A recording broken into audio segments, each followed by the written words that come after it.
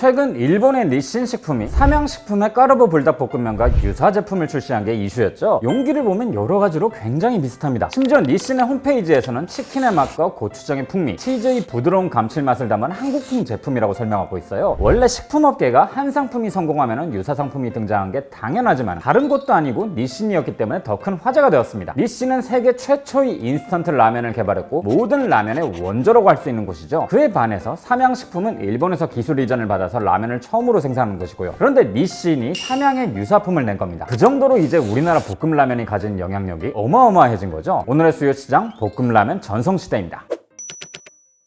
현재 해외에서 K라면의 인기를 이끄는 대표 주자는 바로 삼양식품의 불닭볶음면입니다. 이전까지는 마이너했던 국물 없는 매운 라면 시장을 새롭게 개척했다는 평가를 받고 있고요. 브랜드 점유율로도 전체 라면 브랜드 중에서 6위를 차지할 정도죠. 특히 해외 시장에서 영향력이 엄청납니다. 불닭볶음면은 22년 3분기 기준 누적 매출액이 2조 5천억 원인데 이 중에서 내수가 8천억, 수출이 1조 7천억 원으로 수출 비중이 훨씬 높거든요. 더군다나 22년도 삼양식품의 매출 9,090억 원 중에서 6,057억 원이 수출을 통한 해외 매출인데요. 이 중에 80%가 불닭볶음면이 차지하고 있을 정도니 말 다 했죠. 덕분에 22년 국내 해외 라면 매출액으로 삼양식품이 오뚜기를 추월해서 10년 만에 2위를 탈환할 수 있었고요. 이처럼 불닭볶음면은 삼양식품에겐 구원자나 다름없습니다. 하지만 이 정도의 성공을 거두리라고 삼양식품 측에서도 예상을 못했죠. 불닭볶음면은 언론을 통해 알려진 대로 김정수 부회장의 아이디어로 탄생하게 됐습니다. 명동에서 청년들이 불닭을 엄청 매워하면서도 맛있게 먹는 걸 보고 그 맛을 살린 라면을 개발하라고 한 거죠. 그렇게 해서 시제품이 나오게 되었는데 반응은 최악이었습니다. 이거 너무 매워서 어떻게 먹냐 이런 반응이 나왔거든요. 지금이야 다들 불닭볶음면을 좋아하지만 당시까지만 해도 그렇지 않았던 거죠. 그럴만도 한 게 매운 라면 자체가 대중적인 상품이 아니라 매우 마이너한 상품이기 때문입니다. 국물이 없는 라면 자체는 짜장라면부터 비빔면까지 이미 존재하고 있었지만 불닭볶음면은 그 카테고리 자체가 다르죠. 짜장라면은 단맛이 강조된 비빔라면이고 비빔면은 맵다기보다는 매콤달콤한 맛에 가깝습니다. 또 차갑게 먹는 계절성 상품이란 차이도 있고요. 2007년에 삼양에서 출시한 간짬뽕이 그나마 비슷한 형태의 제품에 해당하지만 굉장히 마이너한 인지도와 인기를 가진 상품이었죠. 그럴 수밖에 없었던 게 사람들이 매운 라면을 별로 좋아하지 않았기 때문이에요. 만약 매운맛이 대중적으로 큰 인기가 있었다면 틈새라면 같이 대놓고 매운맛을 내세운 라면들이 진작에 인기를 끌었어야 했는데 그렇지는 않았거든요. 게다가 국물 없는 라면은 그 특성상 매운맛이 훨씬 더 강렬하게 느껴지니 소비자들이 그런 반응을 보였던 거죠. 그래서 삼양식품 측도 별 기대 없이 광고도 하지 않고 제품을 출시했습니다. 그런데 삼양식품에겐 다행스럽게도 몇 가지 행운이 동시에 터집니다. 매운맛을 좋아하는 마니아들 사이에서 불닭볶음면이 주목을 받고 인기를 얻었고요. 때마침 국내에서 매운맛이 트렌드를 타기 시작합니다. 1인당 건고추 소비량이 2011년을 기점으로 폭발적으로 증가한 거죠. 역사적으로 평균이 2.4kg인데 2011년부터는 3.6kg으로 급격하게 증가하면서 그 뒤로는 3kg 이상이 쭉 유지됩니다. 그만큼 전보다 훨씬 매운맛을 찾게 되었고 매운맛이 대중적인 맛이 되었다는 거죠. 이것이 처음 등장할 때는 곧 사라질 상품으로 여겨지던 불닭볶음면이 대중적인 상품으로 바뀌는데 큰 영향을 준 겁니다. 하지만 무엇보다도 불닭볶음면은 해외에서 인기였죠. 인기의 원인은 여러 요인들이 있어요. 먼저 유튜브에서 불닭볶음면 챌린지가 유행을 했고 그 명성이 세계적으로 알려지게 됩니다. 또한 2010년대 들어서 우리나라의 문화 콘텐츠들이 인기를 얻고 그 부수적인 효과로 한식도 인기를 얻게 되었죠. 특히나 한국 드라마가 큰 인기였던 중국과 동남아시아일 때는 매운맛을 선호하는 문화권이라서 반사 효과가 더욱 컸습니다. 중국에서도 매운 마라탕이 전국적으로 큰 인기를 끌었고 동남아시아는 전통적으로 매운맛을 선호하니까요. 덕분에 이 강렬한 매운맛을 쉽게 받아들일 수 있었던 겁니다. 그래서 불닭볶음면이 큰 수혜를 입었어요. 실제로 불닭볶음면이 해외 수출 비중에서 중국과 동남아시아가 차지한 비중이 80%가 넘고 매운맛에 대한 선호가 상대적으로 낮은 유럽과 미국은 합쳐도 10%대에 불과하다는 것이 이를 잘 보여주죠. 또한 해외에서 국물 있는 라면에 대한 선호도가 낮은 것도 불닭볶음면의 인기에 영향을 줬습니다. 대표적인 국가들이 인도와 동남아시아 국가들이죠. 해당 국가들은 볶음면의 형식이 더 익숙했고 국물 라면에 대한 선호도는 상대적으로 낮은 편이었어요. 그렇기에 받아들이기 쉬운 익숙한 형태의 불닭볶음면이 해외 소비자들에게 쉽게 수용될 수 있었고 단시간 내에 큰 인기를 끌게 된 거죠. 앞에서 언급했던 것처럼 니신이 유사 제품을 출시한 것도 일본 또한 젊은 세대를 중심으로 K 컨텐츠에 대한 인기가 높고 우리나라 음식을 먹는 것이 트렌드가 되면서 우리나라의 젊은 세대가 좋아하는 불닭볶음면이 인기를 얻게 된 것이죠. 이러한 트렌드를 그냥 손 놓고 바라볼 수가 없으니까 니신도 그러한 방법으로 대응을 한 것이고요. 불닭볶음면은 이처럼 볶음면이라는 시장을 새롭게 개척했습니다. 덕분에 삼양식품만 하더라도 까르보 불닭이나 마라불닭처럼 여러 가지 버전을 출시했고요. 했고요. 농심조차도 자사의 대표 상품인 신라면과 너구리를 볶음라면으로 출시할 정도였죠. 또 오뚜기도 이 열풍에 뒤지지 않고 진짬뽕을 볶음 진짬뽕으로 출시했고요. 물론 이 중에서 시장에서 유의미한 영향력과 점유율을 차지하고 있는 건 역시나 불닭볶음면 뿐입니다. 이건 그럴 수밖에 없는 것이 볶음면 시장을 개척한 것이 불닭볶음면이니까요. 팔도 비빔면이 비빔면 시장을 개척한 이후 한참 동안 시장에서 지배적인 위치를 차지했음을 감안하면 당연한 현상인 겁니다. 다만 이런 불닭볶음면을 비롯한 볶음면은 한 가지 문제점을 가지고 있기는 합니다. 바로 건강이란 부분이죠. 대체로 소비자들에게 라면은 몸에 안 좋은 식품으로 인식되는 경향이 있습니다. 그런데 라면의 영양 성분표를 보시면은 탄수화물, 지방, 단백질이 하루 권장 섭취량의 20% 이상 들어있는 걸 확인할 수 있어요. 그러니까 라면은 우리의 생각보다 나름 영양소가 균형 잡힌 식품이란 거죠. 단 나트륨은 제외입니다. 라면 한 개에 들어간 나트륨은 하루 권장 섭취량의 70%를 초과하는 경우가 많거든요. 물론 이건 애초에 국물 음식이 가진 한계점이기도 합니다. 국물 음식이 맛있으려면 그만큼 소금이 많이 들어가야 하거든요. 이 점에선 국이나 찌개도 마찬가지고요. 하지만 이 부분은 국물을 섭취하지 않으면 해결할 수 있는 문제입니다. 면과 건더기만 먹고 국물은 버리면 그만큼 나트륨 섭취를 줄일 수가 있죠. 물론 그만큼 국물에 들어간 영양소도 버려지겠지만 나트륨 섭취 조절이라는 측면에선 이런 식으로 조절할 수 있습니다. 하지만 볶음면은 불가능합니다. 소스를 면과 섞어 먹는 방식이기에 소스를 적게 넣지 않는 이상이야 나트륨 섭취를 줄일 수는 없는 거죠. 물론 국물이 아닌 특성상 라면에 들어간 나트륨 함량은 다른 국물 라면에 비해선 적습니다. 대표적으로 불닭볶음면 큰 컵의 경우에는 하루 섭취량의 48%로 다른 국물 라면 대비 낮은 편이죠. 하지만 면을 다 먹는다면 이 나트륨을 그대로 다 섭취하게 됩니다. 그만큼 나트륨 섭취량을 조절하기가 어려운 거죠. 그렇게 나트륨 섭취가 이슈로 떠오른다면 볶음면이 받게 될 영향 또한 크다고 할 수 있겠습니다. 하지만 늘 그래왔듯이 기업들은 그에 맞는 답을 찾아내겠죠. 과거 MSG가 라면 업계에서 이슈가 되었을 때 결국 대처한 것처럼요. 어떤 사람들은 이 볶음면의 인기가 한때 유행이 아닌가 하는 의구심으로 바라보기도 합니다. 글쎄요, 국내에서 이미 제법 큰 시장을 만들어낸 이상 이것을 한때 유행으로 보긴 좀 어렵지 않나 하고 생각됩니다. 이미 이 시장을 개척한 불닭볶음면이 등장한 지도 10년이 넘었거든요. 물론 해외의 경우엔 상대적으로 기간이 짧지만은 앞서도 언급했다시피 볶음면은 이미 해외 시장의 소비자들에겐 익숙한 형태의 제품입니다. 비슷한 제품들이 많다는 거죠. 반면 우리나라는 당시에 정말 드문 형태의 제품이었는데 새롭게 등장한 케이스였고요. 이 때문에 볶음면이 반짝할 상품으로 생각되지는 않습니다. 팔도 비빔면이 비빔면 시장을 개척하고 이후에도 계속 비빔면이란 카테고리가 소비자들의 사랑을 받아온 것처럼 볶음면 또한 그럴 것으로 보이는 거죠. 볶음라면은 우리에게 익숙하지 않은 제품이었고 누구도 이런 형태의 제품이 인기를 끌 것이라고 예상하지 않았습니다. 하지만 메가 히트 상품의 등장과 그 상품의 등장에 맞춰 벌어진 트렌드의 변화 등은 없던 시장을 창출해냈죠. 그리고 이제 이 볶음면 시장은 우리나라뿐만 아니라 해외 시장까지 그 영역을 넓혀가고 있고요. 앞으로 어디까지 그 영역을 넓혀갈지가 궁금해집니다. 그리고 과연 불닭볶음면과 직접적으로 경쟁하면서 볶음면 시장을 나눌 수 있는 새로운 볶음면이 언제 등장할지도요.